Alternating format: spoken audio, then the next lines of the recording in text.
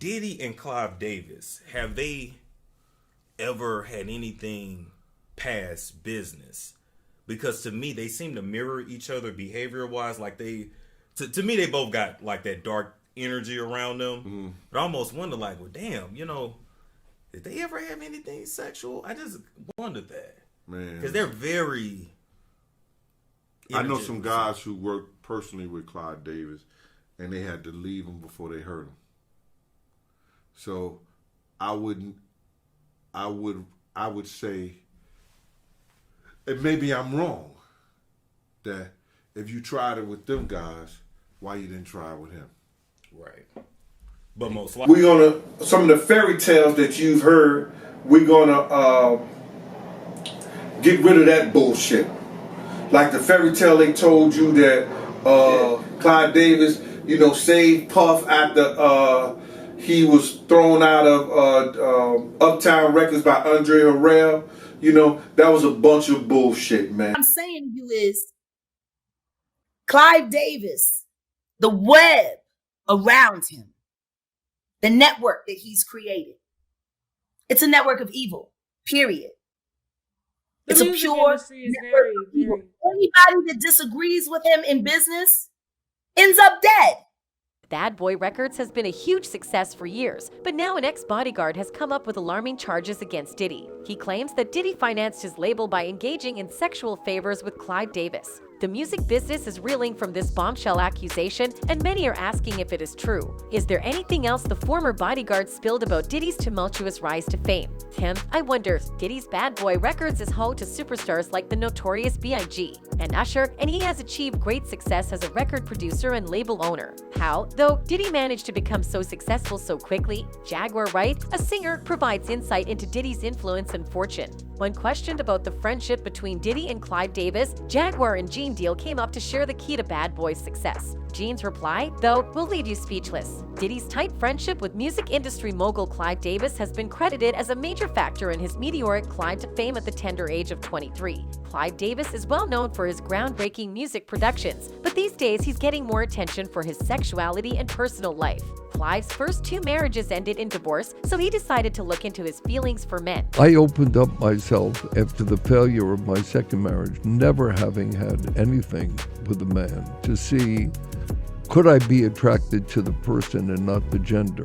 This introspection led him to the conclusion that he wasn't as straight as he'd been pretending to be for the past half-century. After coming to this conclusion, Clive thought it was time for him to settle down with a man. Clive claims he has never felt any shame for having gay feelings for other men. I never felt shame, no, I felt puzzled. The subject of bisexuality really needs much more discussion. It's a status that does exist. After that, he committed to a new monogamous relationship with a man, and they've been together ever since. This man's identity has been a secret for years, but now everyone knows it's Diddy. Allegedly, P. Diddy, known as Puff Daddy, known as Sean Combs. Allegedly in 1994, Sean Combs requested doing sexual favors for Clive Davis so that Bad Boy Records. For years, rumors have persisted regarding the origins of Diddy's successful music career, but fresh disclosures reveal that Clive supported Bad Boy in exchange for sexual favors from Diddy. Now that you know that Diddy admitted to using sexual favors to keep Bad Boy recordings successful, you can see why these rumors were once believed to be true. There are also rumors floating around as to how Diddy's record label became so successful. For decades, people have talked about how Diddy got his 1994 deal by being on his knees for Clive Davis. Clive has said that he does have a companion that goes to events and travels with him, but he has been cagey about who this person is. It is notable, though, that Diddy frequently attends events alongside Clive. While attendance at the same events does not constitute proof of sexual orientation, the fact that Clive and Diddy are good friends and frequently attend the same events together speaks volumes. There have been allegations that Diddy and Clive have been romantically engaged for a long time because of their tight bond. Neither Clive, who is out as gay and in a committed relationship, nor Diddy has commented on the reports. These claims have more weight because Clive has been outspoken about his sexuality and relationships. When Diddy was only 23 years old, he first met Clive, a music business giant, and wowed him with his hip-hop concepts. Clive wanted to sign a musician who could reach regular people, and he found it in Diddy. Puffy was 23 years old, and I knew the artists that I had. Aretha, Dion, Whitney was one kind of music. Davis says, my face ushered in blue-collared R&B at its height. But sensing the hip-hop revolution, both Ella Reid and I agreed that we could use someone really attuned to the street. You gotta know what you can do for yourself, and you gotta know when you need to look to other people. Diddy was Andre Harrell's employee at Uptown Records back in the day. But after he met Clive Davis, everything changed rapidly. From what Clive remembers, he was able to make an impression through his words. When I met with Puffy, he articulated that hip-hop should be part of the top 40 mainstream and that the business would change in the future. And I said, what have you got to illustrate that point? And he played me Craig Mack's Flava in Your Ear, and he played me the then unknown artist that he felt and believed so strongly. He played me 4 or 5 cuts from Notorious B.I.G. Clive was convinced of the validity of his ideas after hearing this, and he quickly sent the news to Diddy. I said, okay, you proved your point. That's when I introduced him to the weekly, what we called singles meetings. I introduced him to an executive there as someone who would help lead us to the street and share in the forthcoming hip-hop revolution. Clive has painted Diddy's meeting with him as a simple and innocent event that catapulted him to fame and money, but the truth is very different. Turns out Clive was using Diddy as a front for his sexual encounters with other men, and that's not all he did.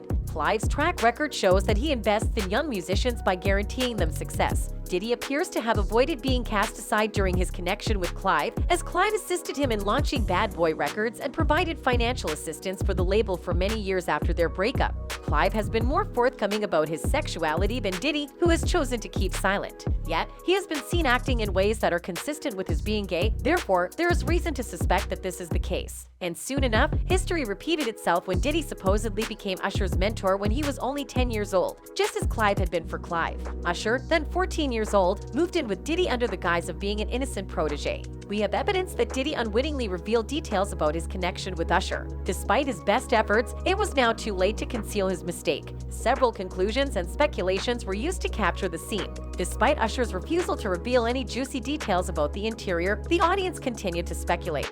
I take it you thought the music star's bad behavior ended there. Sorry, but not quite yet. It was also claimed that Diddy forced Christopher Williams to engage in sexually suggestive behavior with him. Ex-bodyguard Gene Deal has brought to light Diddy's sexually perverted character. He claims in his lawsuit that he has seen Diddy's gay behavior firsthand. Picked quite a few of them down, put them in the bag, and when I went by there, and I looked up there, it said butt plugs. Gene confirmed that Diddy cheated on Kim Porter with anybody he pleased while they were still married. He was with every dude, whoever he wanted to be with, when Kim was alive, doing whatever he had to do to be with them. Diddy hasn't been hesitant about pursuing other male performers in the rap genre. He once tried to hook up with 50 Cent, but the rapper rejected him right away. Diddy invited 50 Cent to go shopping, but 50 Cent quickly recognized that the invitation was for more. It would appear that Diddy has a strong sexual desire for black men. Even during social gatherings, he doesn't bother to hide his romantic interests. In one interview, he casually referred to the hosts as daddy in a provocative tone. Where you put my bag? I like when you like this, daddy. Yeah, where you put my bag? Daddy, I like when you scrambling and scraping.